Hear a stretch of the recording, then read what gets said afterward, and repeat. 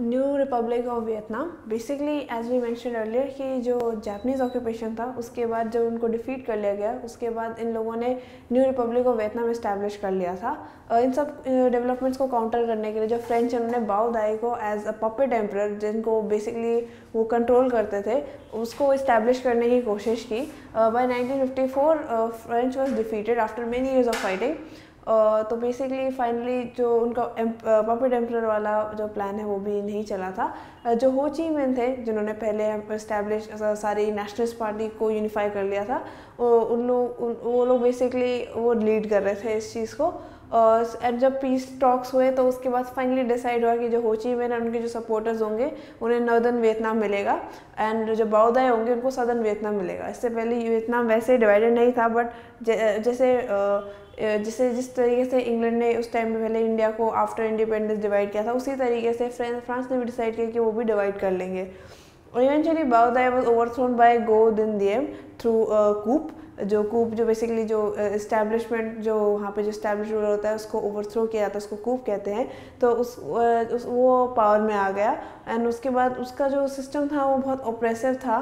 Basically वो जो लोगों को सपोर्ट नहीं करता था उन लोगों को वो इधर मतलब जेल करके उनको इवेंचुअली एग्जीक्यूट करवा देता था। और उसने ऑर्डिनेंस 10 जो फ्रेंच रूल के अंडर था उसको भी उसने रखा था। ऑर्डिनेंस 10 के अंतर्गत बेसिकली जो बुद्धिज़्म होता है वो आउटलॉड होता है, वो इलीगल है, मतलब उसको आप फॉलो नहीं कर सकते एंड उसके बदले जो क्रिश्चियनिटी है वो परमिटेड होती है।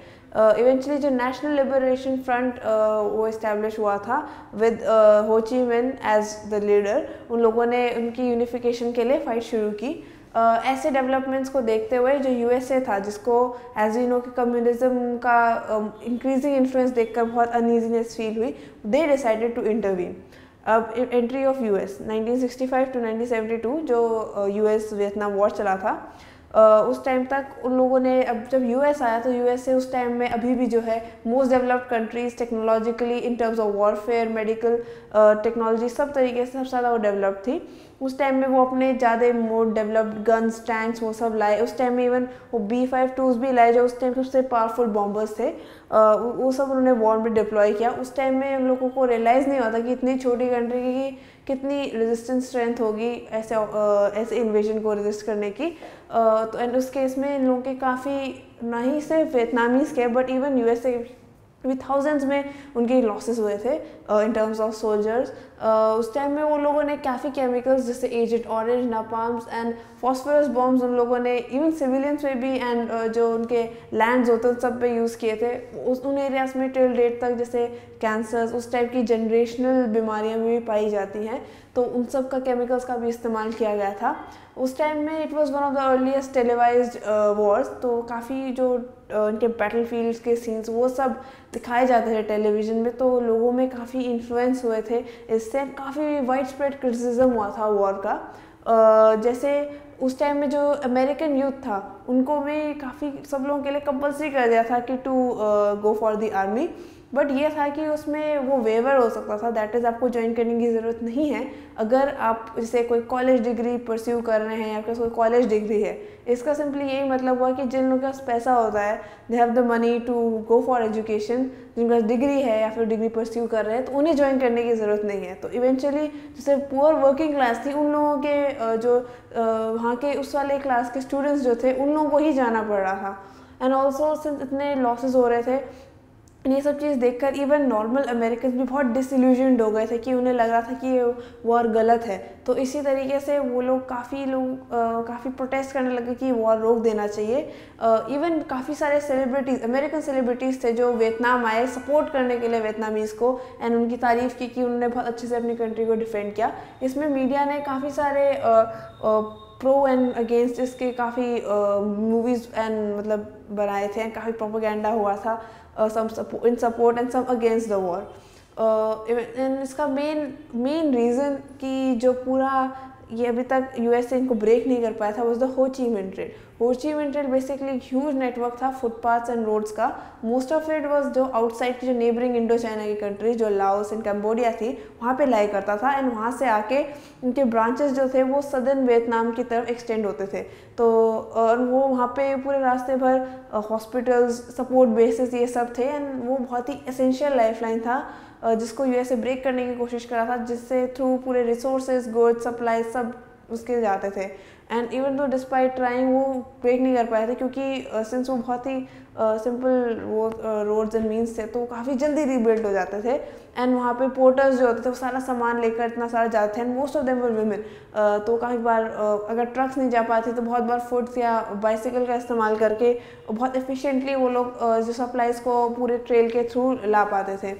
एंड स्पीकिंग ऑफ विच उस टाइम में जो नेशन एंड इट्स हीरोज़, उस टाइम में जो 1913 में जो फान बोई छाओ जो हमने मेंशन पहले किया था, जो कन्फ्यूशियन स्कॉलर जो थे जिन्होंने history of loss of Vietnam लिखा था, उन्होंने एक प्ले, बहुत फेमस इन्फ्लुएंशियल प्ले लिखी थी ट्रुआंग सिस्टर्स पे, जिनकी स्टोरी करीबन 339 to 43 CE, जो बहुत सालों पहले की एक लेजेंड टाइप की स्टोरी थी। Basically they were able to raise very huge army of 20,000 soldiers, and they were able to resist उस टाइम में जो चाइनीज इन्वेजन था फॉर अबाउट 2 years। जब वो डिफीट हो गए तो दे कमिटेड सुसाइड।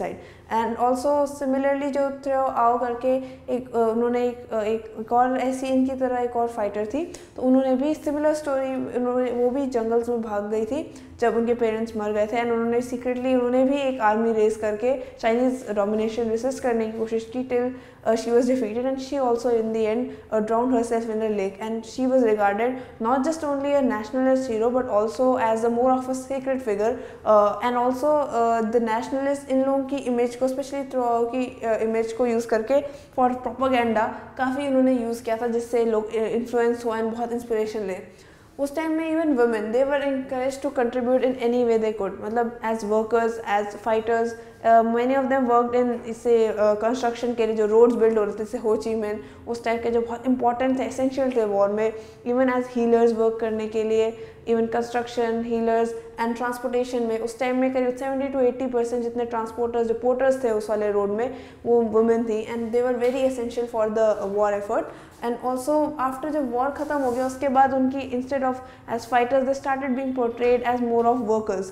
तो उसके बाद उन जैसे एग्रीकल्चर में हेल्प करते हुए या maybe as healers. End of the war 1974 में finally they were able to reach a peace settlement in France. Basically क्योंकि इतना वाइड स्प्रेड क्रिटिसिज्म यूएसए को अपनी कंट्री में भी मिल रहा था, तो उसके वजह से उन्होंने डिसाइड किया कि वो लोग finally they stop it, and since वहाँ पे इतने लॉसेस उन्होंने भी खुद इंकर किए थे, तो it was finally decided to go for peace. After 1974 जो फाइनली जो नॉर्थ एंड साउथ वियतनाम का जो इनिशियल कॉन्फ्लिक्ट जो चल रहा था, Saigon versus the national liberation front, वो भी चलता रहा, एंड फाइनली 1975 में नेशनल लिबरेशन फ्रंट ने जो साइगोन का जो प्रेसिडेंशियल पैलेस जो सदर्न वियतनाम में था, उन्होंने ऑक्यूपाई करके फाइनली वियतनाम को यूनिफाई कर दिया। And as we can see कि ये भी एक दूसरा तरीका था of nationalism as compare to जो पहले वाले चैप्टर में मेंशन था। सो ये वही एग्जांपल है कि कैसे नेशनलिज्म में फोर्स भी यूज़ किया जा सकता है।